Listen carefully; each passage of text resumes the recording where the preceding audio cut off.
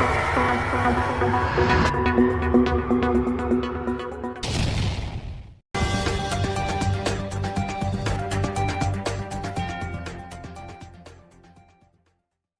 ऊपर से देता रहेगा। 23 अगस्त को लैंडिंग प्रोसेस कितनी ऊंचाई से शुरू होगी और लैंडर की स्पीड क्या रहेगी?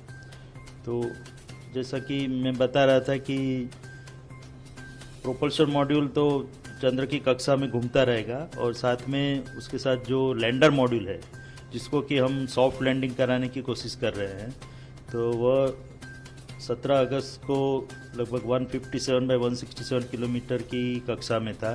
वो अभी 113 बाई 113 की ऑर्बिट में घूम रहा है और उसको 100 बाई 30 किलोमीटर की ऑर्बिट में जाने के बाद 23 अगस्त को 30 किलोमीटर की ऊंचाई से वह नीचे की ओर प्रयाण करेगा।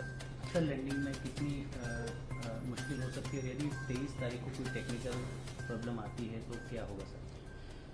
तो 30 किलोमीटर की एल्टीट्यूड या हाइट से लैंडर नीचे की ओर चंद्र की सतह पर जाने का प्रयास करेगा 23 अगस्त को, और उसके 2 घंटे पहले हम पूरे जो कमांड है वो यहाँ से जो हमारा बाइलालू अर्थ स्टेशन है वहाँ से अपलोड कर देंगे लैंडर मॉड्यूल के अंदर। और उसके बाद जो लैंडर मॉड्यूल की हेल्थ चेकिंग, टेलीमेट्री और चंद्र में जो स्थिति है उसको सबको ध्यान में रखते हुए लगभग 2 घंटे पहले हम ये निर्णय लेंगे कि उस दिन चंद्र पे उत्तरायण करना ठीक रहेगा कि नहीं रहेगा। तो अगर मेरे ख्याल से कोई और मुश्किल तो आने वाली है नहीं और हम पूर्णतया 23 अगस्त को ही चंद्र पे उतरने का प्रयास करेंगे। बट अगर कोई हमको ऐसा आपत्तिजनक लगता है तो हम लैंडिंग को पोस्टपोन करके 27 अगस्त को करेंगे। तो उसके लिए भी हमने पूरा सावधानी बरती है और उसके लिए जो भी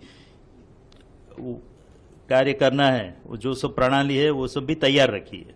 तो हम जो मोस्ट प्रोबेबली हम 23 अगस्त को ही उत्तरायण करेंगे, अन्यथा 27 अगस्त को। और 23 अगस्त को 30 किलोमीटर की हाइट से वो लैंडर नीचे उतरने का प्रयास करेगा। तो और उसकी जो वेलोसिटी होगी 30 किलोमीटर की हाइट पे वो लगभग 1.68 किलोमीटर पर सेकंड, जो काफ़ी गति मानी जाती है, स्पीड मानी जाती है, उससे वो नीचे की ओर प्रयाण करेगा। और जैसा कि आपको पता है चंद्र का जो गुरुत्वाकर्षण है वो उसको नीचे की ओर खींचेगा। तो उसके बाद वो इसलिए हमको जो थ्रस्टर इंजन है उसको रेट्रोफायर करना पड़ेगा, जिससे कि उसकी स्पीड कम होती जाए और धीरे धीरे जब चंद्र की सतह पर पहुंचेगा तब लगभग 0 स्पीड हो जाएगी उसकी। तो उसके लिए हमको इंजन थ्रस्टर फायर करेंगे। तो ऐसे 4 थ्रस्टर इंजन हमने लगाए हुए हैं लैंडर मॉड्यूल में।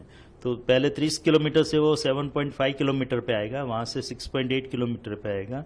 उसके बाद वो 2 इंजन हम बंद कर देंगे और फिर 2 इंजन से ही नीचे की ओर प्रयाण करेगा। जो 2 इंजन उसको रिवर्स थ्रस्ट देंगे, जिसके कारण जैसे कि मैंने बताया जब 30 किलोमीटर पे था उसकी गति 1.68 किलोमीटर पर सेकंड थी, वो 6.8 किलोमीटर तक आते आते 350 मीटर पर सेकंड तक हो जाएगी, यानी कि 4 गुना कम हो जाएगी।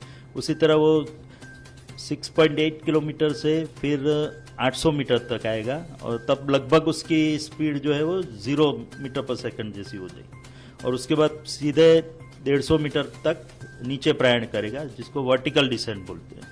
और उसके बाद अन्य जो हमने सेंसर और कैमरा लगाया है उसके इनपुट लेके और उसमें जो रेफरेंस डेटा स्टोर किया गया है, रेफरेंस इमेजेस, उससे उसको कंपेयर करके वो डिसाइड करेगा, वो निश्चित करेगा कि वो जो जगह पे लैंडर खड़ा है वहाँ पे घूम रहा है वह उसके सीधा नीचे उतरने से वो सही जगह पे लैंडिंग कर पाएगा। अगर उसको लगता है कि ये जगह अनुकूल नहीं है तो थोड़ा XY डायरेक्शन में प्रयाण करेगा, थोड़ा दाईं ओर या बाईं ओर मुड़ेगा और लगभग 60 मीटर तक जाएगा और उसके बाद सीधा नीचे प्रयाण करेगा।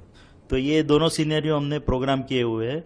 और अगर उसको लगता है कि वो बिल्कुल ही अलग जगह पे पहुंच गया है, जिसकी संभावना काफ़ी कम है, बट तो भी हमने उसके लिए जो बोलते हैं कि साल्वेज मोड, एक इमरजेंसी मोड भी रखा हुआ है, जो उसको ऑटोमेटिक लैंडिंग की ओर ले जाएगा, जिसमें वो खुद ही निर्णय करेगा कि कौन सी जगह श्रेष्ठ है उतरने के लिए।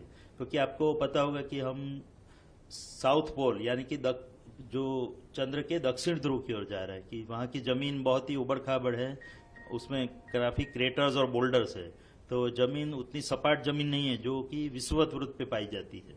तो बाकी जो भी लैंडिंग हुए हैं दूसरे देशों द्वारा, अमेरिका या चीन या रशिया द्वारा, वो सब लैंडिंग विषुवत वृत्त पे हुए चंद्र के, जहाँ की जमीन काफी सीधी और सपाट जमीन है, तो उसमें उतरना रिलेटिवली बहुत ही इजी रहता है। बट उसको छोड़ के हमने साउथ पोल की ओर प्रयाण किया है 70 डिग्री लैटिट्यूड पे, और जो जहाँ की जमीन काफी उबड़ खाबड़ है, हेजार्डस है जिसको कहा जाए, तो उस जमीन में से हमको एक सपाट एरिया फाइंड आउट करना है, जो एरिया जिसमें उतनी उबड़ खाबड़ जमीन ना हो, तो वो फाइंड करने के लिए हमने 4x2.4 किलोमीटर का एक एरिया आइडेंटिफाई किया है, लैंडिंग साइट जिसको बोलते हैं, और उसमें उसको अलग अलग 24 मीटर के भागों में डिवाइड कर दिया गया है। तो और उसमें से एक जगह पे हम उत्तरायण करेंगे, यहाँ पे नीचे प्रक्षेपण करेंगे, और जैसे कि मैंने बताया वो जगह अगर ठीक नहीं है तो थोड़ी उसमें से ही लगभग 3900 ऐसी सब इमेजेस हमने स्टोर करके रखी है। उसमें से जैसा कि मैंने बताया वो 800 मीटर से सीधा नीचे वहीं पे उतर जाएगा, और खासकर वही आइडियल साइट है हमारे लिए। बट कुछ अगर थोड़ा बहुत जरूरत पड़ी तो थोड़ी साइड में खिसक के चैनल को like, comment, share and subscribe जरूर।